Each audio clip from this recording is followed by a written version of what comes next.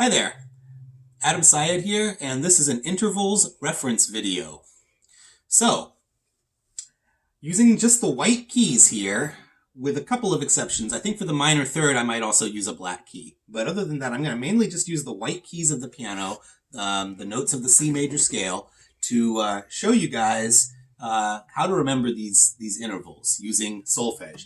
Do, re, mi, fa, sol, la, ti, la, sol, fa, mi, re, do. Just as a reminder, a chromatic scale goes like this. Do, di, re, mi, fa, fi, sol, si, la, li, ti, do. Do, ti, te, la, le, sol, se, fa, mi, me, re, ra, do. So, a unison, or a unison will simply be do, do, and an octave will be do, do.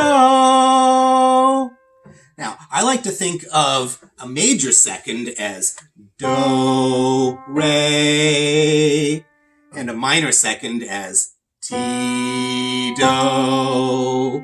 So just think do, re, ti, do.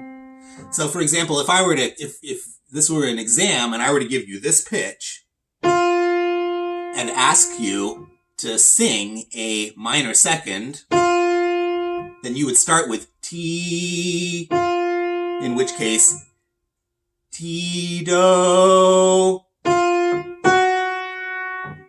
However, if I were to give you that same pitch, but ask you to sing a major second, you would sing do, re. Okay, makes sense? So, those are major and minor seconds. Now, a major third will simply be do, mi. Okay, do, re, mi, do, mi.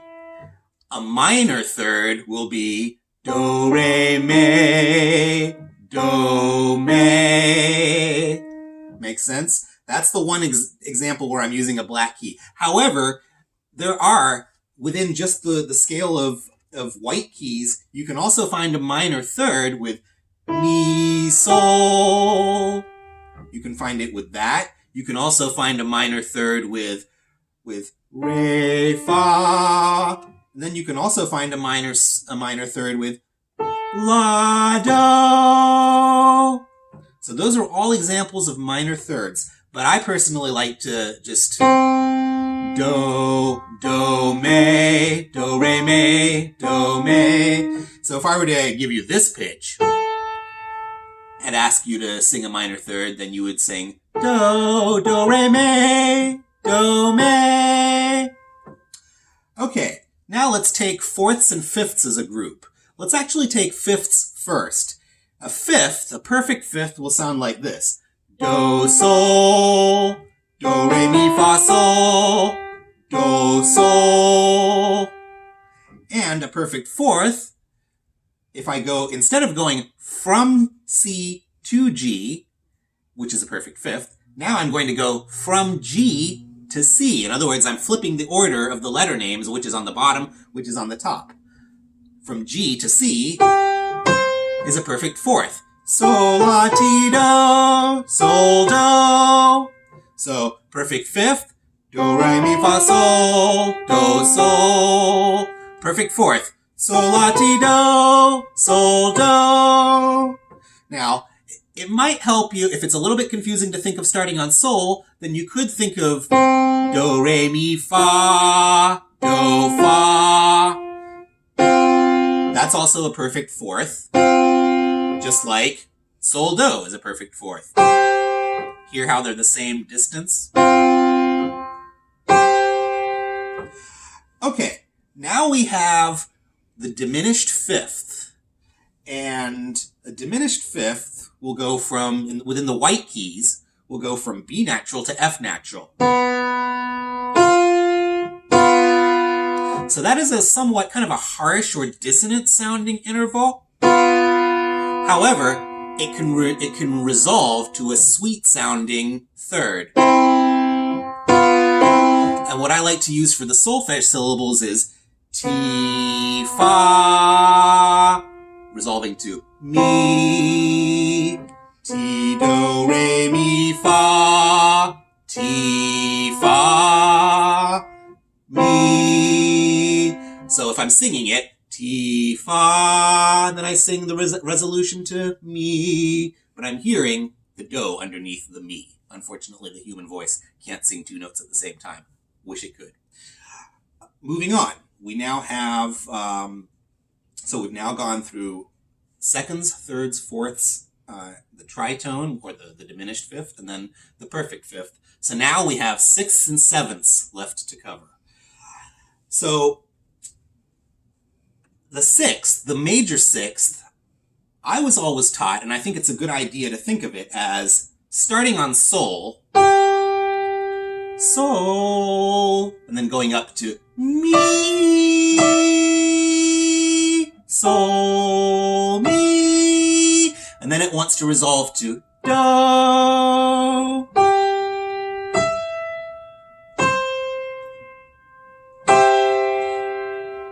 Now, if we want to think about that as starting on, if we want to do a major sixth, but if it confuses you to think about starting on sol, you could just think do, re, mi, fa, sol, la, do, la, and then I can kind of hear it wanting to resolve to fa.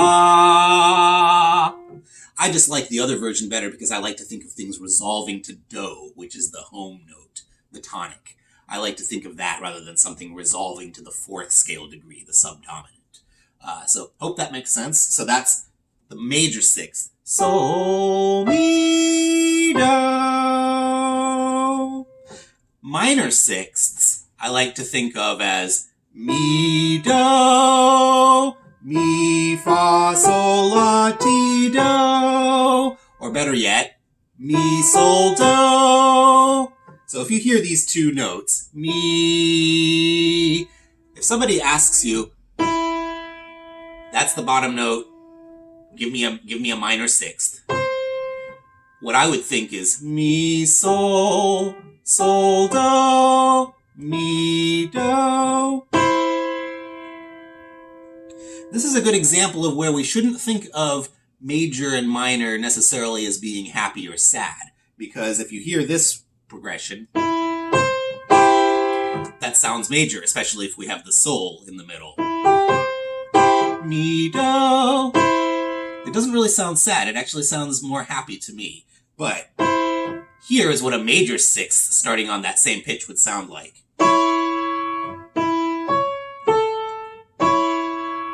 Okay? So there's our minor sixth. Mi, sol, do, mi, do. So once again, major sixth, sol, mi, do. Minor sixth, mi, sol, do. Finally, we have sevenths. I like to think of, first of all, the major seventh is a pretty easy one because it's so close to being an octave. Here's an octave. Here's a major seventh, with the top note being just half a step below it.